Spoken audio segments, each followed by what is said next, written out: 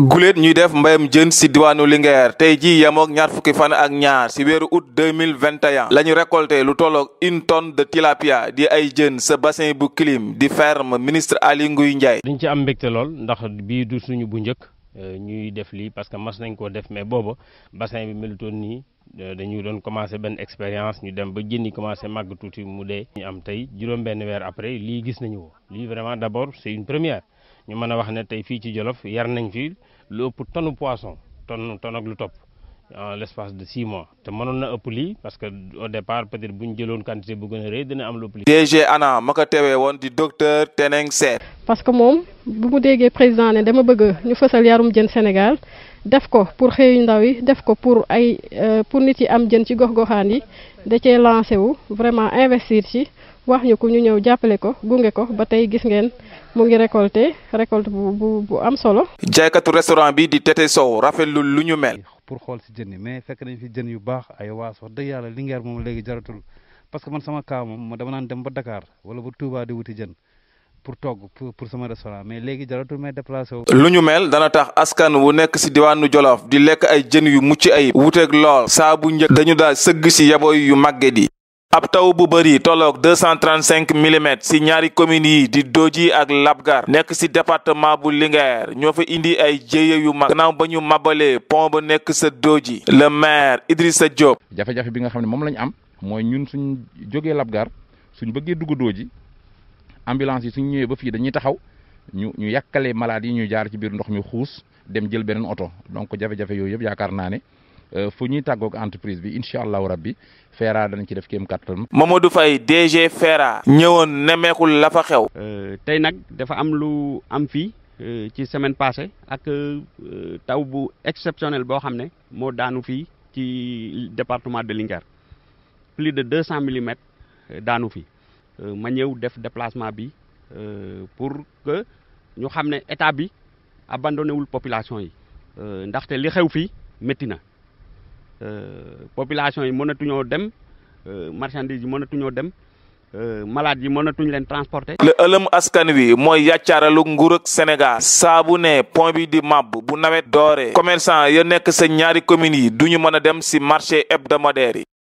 il faut que association nationale régionale ak locale des parents d'élèves xoolaat seen bopp maanaam inscription élèves yi dafa cher léegi xam nga entrée en sixième 500 la woon léegi ñu def ko 1000 francs. BFM xaw ma 2500 xoolal crème candidat bu nekk soo candidaté 10 000 francs ngay fay bac xaw ma 8000 xaw ma 7000 mais c'est trop cher loolu il faut que association nationale des parents d'élèves xoolaat loolu soo xoolee presque élèves yi ñoom ñooy fay correcteurs yi ñooy fay organisation ñooy fay lépp mais loolu association nationale des parents d'élèves war nañ xoolaat seen bopp yërëm xale yi yërëm parents d'élèves yi xam na ne lu ñuy dépenser dafa bëri élève warta yore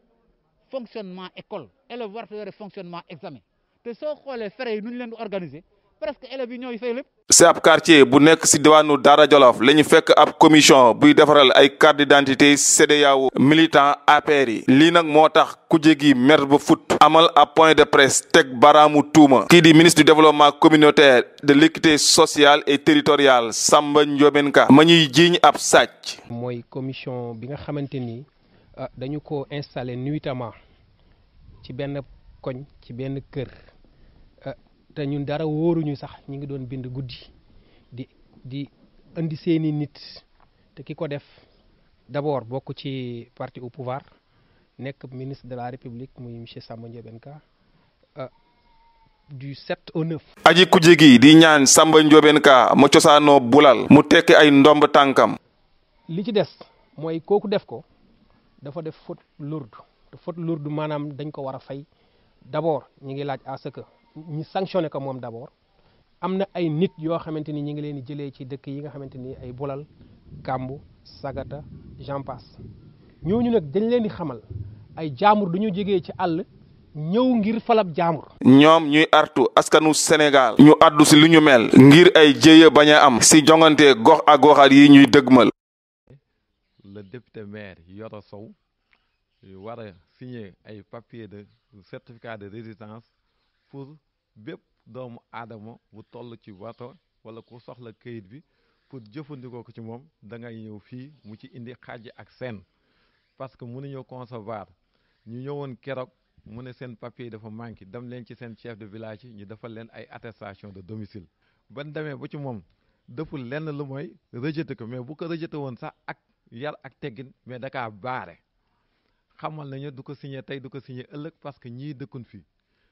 chef de village yi woo ko xamal na leen que ñii ngay wax fii lan dëkk parce que seen tur ñoom ñëpp ñu ngi ci kay lempo village bi benn par benn mu bañ ñu yëgal askan wi nag commission bii nag ëllëg lu fi xew nga xam ne responsable c'est le monsieur le maire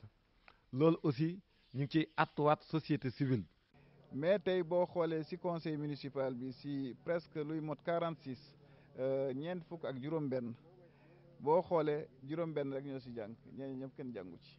donc bilan boobu fii gisoo leen fi benn investissement boo leen gisee tali bi ci biir dëkk bi en fait ci arrondissement bi la yem entrée Barkédji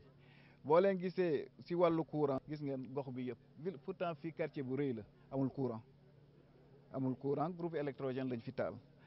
donc bilan bi nga xam ne wax dëgg yàlla des na bilan bi nga xam ne wax dëgg yàlla baaxul buñ ko doon xayma donc bilan bi nga xam ne ñun wax dëgg yàlla bilan bi nga xam ne ñu ngi koy néewal bu baax bilan bi nga xam ne également wax dëgg yàlla Barkédji waroon na fi dépassé ñun ñu ngi fi ñu tolloon rek démb ak barki démb. ñun jeunesse consciente bu Labgar ànd ak population bu Labgar yëpp dañu am naqaru xol ba ñu déggee ne Moussa daa bëgg mairie bu Labgar ñun waa Labgar xamuñu COJER. bu fekkente ne COJER am na xamuñu ko. Labgar centre fii xamul COJER. gisuñu ko xamuñu ko. donc Moussa Sow qu'il dégage. soxluñu ko fii. di fàttali ne Moussa Sow day manipuler opinion bi. ci gàttal fan yi nga xamante ni le président Macky Sall mi ngi ñëw tourner à Linguère. il est parti ailleurs. vers Mbacké vers Kédougou pour amener des militants. Moussa amul base politique. ñun waa Labgar ñu ngi koy dëggal di ko firndeel.